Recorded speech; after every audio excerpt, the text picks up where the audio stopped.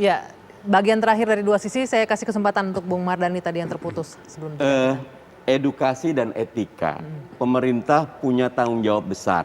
Jangan membiarkan negeri ini dikuasai oleh algoritma global.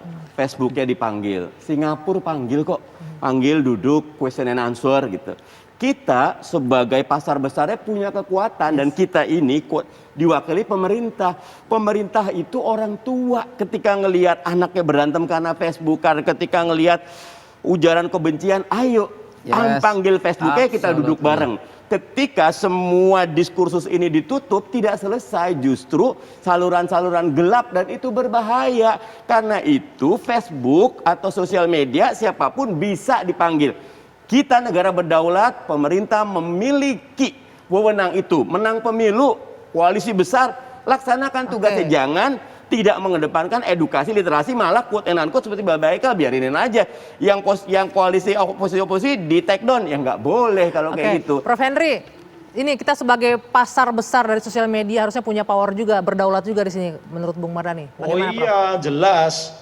Tidak usah khawatir, itu kita sering manggil juga yang namanya pemilik Telegram, karena Telegram itu dipakai oleh teroris, misalnya Pavel Durov kita panggil ke Indonesia. Kemarin waktu ribut-ribut mengenai persoalan ketika banyak sekali uploadan yang melanggar undang-undang, itu Pak Menteri langsung telepon ke Amerika dan mereka juga diskusi, mengikuti juga bahwa kita punya undang-undang ITE, kita yang harus dihormati oleh mereka. Mereka juga menghormati.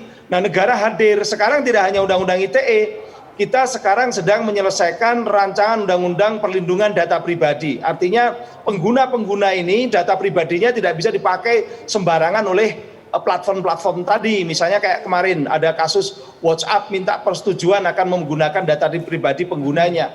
Nah, itu kita atur semua. Nah, itulah perlindungan negara masuk dan hadir di dalam kancah persoalan-persoalan teknologi digital atau dunia digital yang sekarang sedang berkembang. Jadi tidak diam kok. Pemerintah itu punya banyak aktivitas yang jelas untuk melindungi masyarakat secara luas. Mestinya dibuka ke publik, jadi diskursus, jadi pelajaran. Misal Pak Menteri telepon, boleh jadi teleponnya malah minta yang lain. Kalau di Komisi 1 kita selalu laporan, Pak. Kalau di Komisi 1, Pak. Pindah komisi. Prof, termasuk juga ini menerima masukan akun-akun yang oposisi terhadap pemerintah yang disuspend juga termasuk akan memperhatikan itu ya, Prof ya? Kalau akun-akun ini sebenarnya kan langsung. Jadi kalau ada akun bermasalah, misalnya seperti akunnya Pak Haikal itu, ketika Pak Haikal itu menjadi tokoh yang cukup kontroversi, pasti banyak yang mendukung, tapi juga banyak juga yang tidak suka. Nah, yang tidak suka ini melaporkan. Ketika jumlahnya banyak dan dianggap itu melanggar community standard tadi atau standar komunitas yang dimiliki oleh platform, ya bisa di suspend. Itu yang terjadi. Dan yang disuspend tidak hanya oposisi, banyak dari kalangan yang mendukung pemerintah pun juga kalau dia banyak melanggar community standard, itu hilang itu konten-kontennya maupun juga disuspend akunnya. Jadi memang mereka dari Amerika punya standar sendiri dan mereka juga memiliki katakanlah norma hukum yang berlaku di negaranya dan kemudian diberlakukan juga ketika dia di perusahaan yang dia miliki begitu. Ini fakta ya. Yang pertama sekali lagi kita apresiasi acara ini diangkat sebagai, jangan berhenti di sini.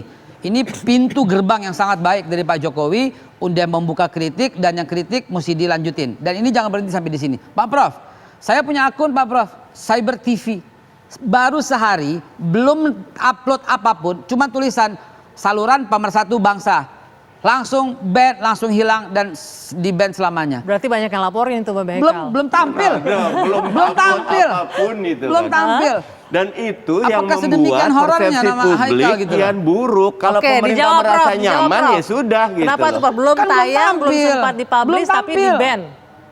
Saya bisa buktikan dengan detail, dengan data. Ingat, ini kita ngomong dengan data. Mbak Haikal. Prof, bagaimana Prof? Tapi Pak Haikal kan jejak digitalnya kan sudah banyak sekali di mana-mana. Jadi itu yang menjadi pertimbangan mereka.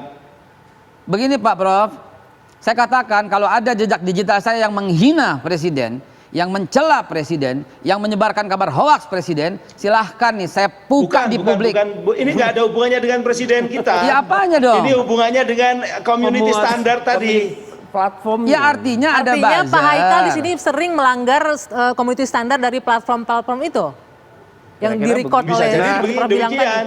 Masih bisa jadi mestinya Yang tugas mana? pemerintah memaksa.